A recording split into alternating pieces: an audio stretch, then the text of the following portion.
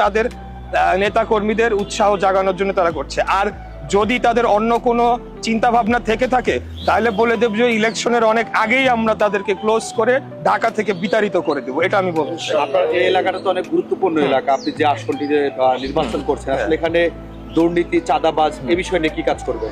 আমরা আরেকটা প্রতিশ্রুতিও দিচ্ছি যে যে সকল এখানে ব্যক্তিবর্গ তারা অবৈধভাবে বিভিন্ন জায়গায় স্থাপনা নির্মাণ করছে, ফুটপাতে অবৈধভাবে স্থাপনা নির্মাণ করছে, রাস্তায় স্থাপনা নির্মাণ করছে এবং সেখান থেকে চাঁদা তুলছে, এদের ব্যাপারে আমরা জিরো টলারেন্স নীতি গ্রহণ করেছি।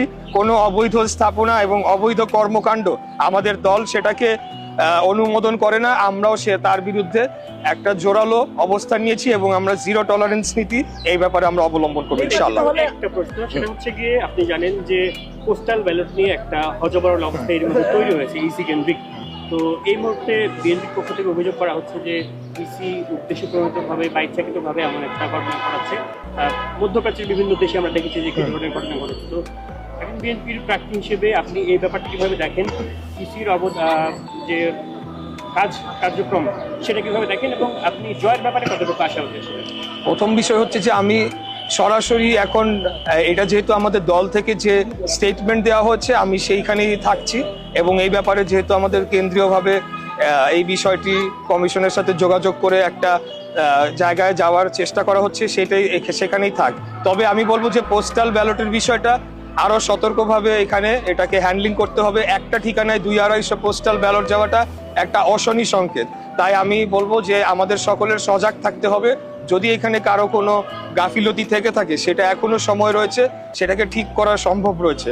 এর পাশাপাশি আপনারা জানেন পোস্টাল ব্যালটের কিন্তু আলাদা একটা কেন্দ্র রয়েছে, সেখানে আলাদাভাবে গণনা হবে। তো সেখানে যদি কোনো অনিয়ম হয় তাহলে পোস্টাল ব্যালটকে তো আমরা আমলে নিতে পারবো না চূড়ান্ত ফলাফলের জন্য, এটা আমি বলতে চাই। যদি কোনো ধরনের অনিয়ম পাওয়া যায়, আরো বেশি পাওয়া যায়।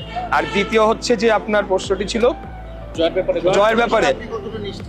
আমি জয়ের ব্যাপারে নিশ্চিত নাকি সেটা বলতে পারবো না, তবে আমি জয়ের ব্যাপারে অত্যন্ত আশাবাদী যে ঢাকা 6 এবং পুরান ঢাকার এই অঞ্চলের জনগণ তারা ধানের শীষের পক্ষে ভোট দিয়ে এই আসনটা বিপুল ভোটে জয়লাভ করিয়ে দলকে উপহার দেওয়ার জন্য আমাকে সহযোগিতা করবে, আমাকে ভোট দিবে বলে আমি অত্যন্ত আশাবাদী।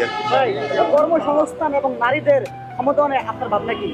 কর্মসংস্থান এবং নারীদের উন্নয়নে আমাদের 31 দফার মধ্যে কিন্তু সেটা বলা হয়েছে। আমরা বলেছি যে আগামী 1 বছরে কতগুলো কর্মসংস্থান আমরা করতে চাই এবং সেটা কিভাবে আমরা করতে চাই এবং কিভাবে আমরা বিভিন্ন যারা উদ্যোক্তা রয়েছেন, ক্ষুদ্র এবং মাঝারি উদ্যোক্তা, তাদেরকে আরো ফ্যাসিলিটেট করে সেখানে তারাও যাতে কর্মসংস্থান করতে পারে এই ব্যাপারে আমাদের উদ্যোগ রয়েছে। নারীদের